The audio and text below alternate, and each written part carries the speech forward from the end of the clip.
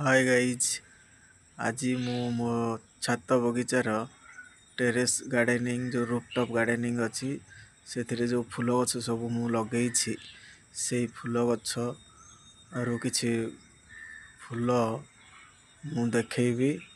ताहले चलंतु वीडियो को आरंभ करबा।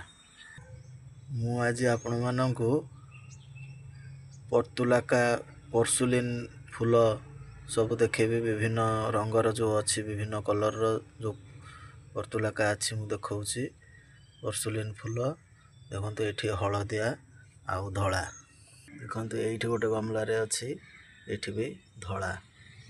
एठी देखंतु गोटे पिंक कलर रो पोर्सुलिन, एठी मधे अछि येलो हळदिया रंगर पोर्सुलिन फूल।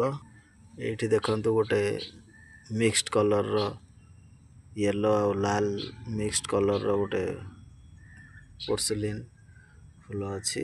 देखंतु बहुत सुंदर, केते सुंदर दिसुछि सब।